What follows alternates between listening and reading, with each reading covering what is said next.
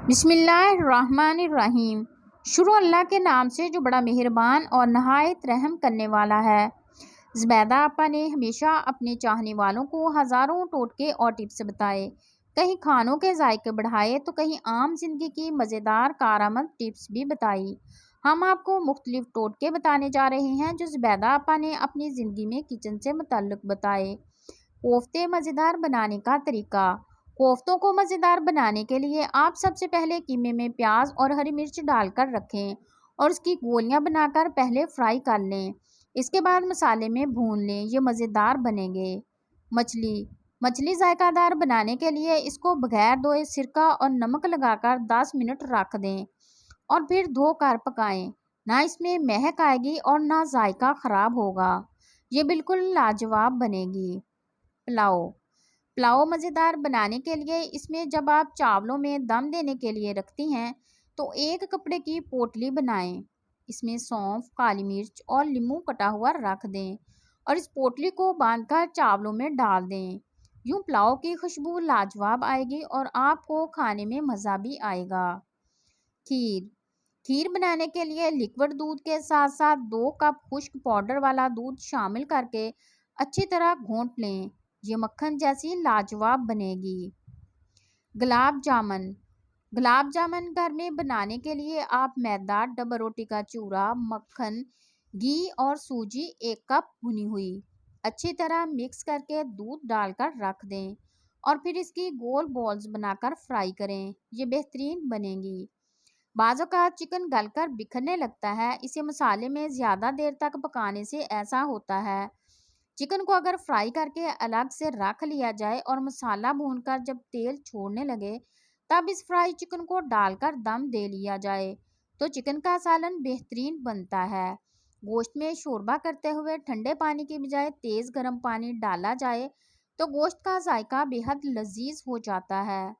सब्जी को दम देते वक्त काली मिर्च, जीरा और चुटकी भर सूखी मेथी छिड़क दी जाए तो सूंधी सूंधी खुशबू सब्जी का मज़ा दोबाला कर देती है। प्याज फ्राई करते वक्त यह ध्यान रखना चाहिए कि यह लाइट ब्राउन ही रहे।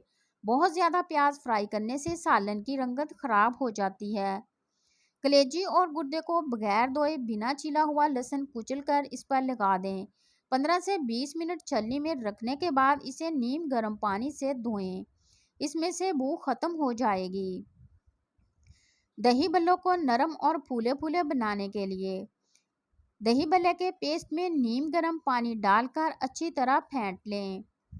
इसमें बेकिंग सोडा ना डालें बल्कि बेकिंग पाउडर का इस्तेमाल करें। ऐसा करने से ना सिर्फ आपके दही बल्ले सॉफ्ट बनेंगे बल्कि जायका भी बहुत अच्छा आएगा। इसके अलावा दही बड़ों को नरम बनाने के लिए पिसी हुई दाल में 2 चाय के चम्मच दही डाल दें। इस दाल से बने हुए बड़े नहायत नरम और मज़ेदार होंगे।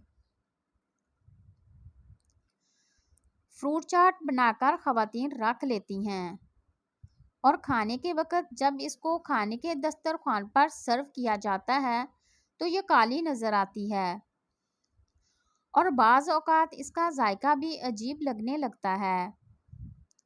अगर आप चाहती हैं कि आपकी फ्रूट चाट काली भी ना हो और जायका भी लाजवाब हो तो आज हम आपको ज़ुबैदा आपा की बताई हुई ख़ास टिप बताते हैं जिससे ना तो फ्रूट चाट काली होगी और ना ही इसका जायका ख़राब होगा। फ्रूट चाट को बनाते वक्त जब सारे फल काट लें और इन्हें एक प्याले में जमा करें तो साथ ही इसमें नींबू, थोड़ा सा नमक और 2 चम्मच दूध डालकर मिक्स कर दें।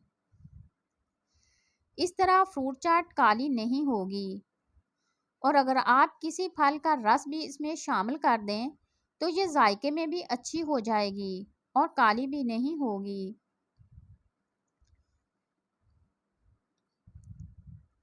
ताज़ा नारियल का फल नीम गर्म पानी में डालकर रस निकालकर छान लें और फिर इस रस को सालन में इस्तेमाल करने से सालन मुलायम और जायकेदार होता है।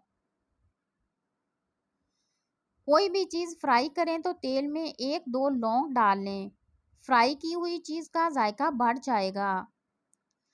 शलजम का खारापन दूर करने के लिए शलजम में नमक डालकर रख दें, फिर पकाएं।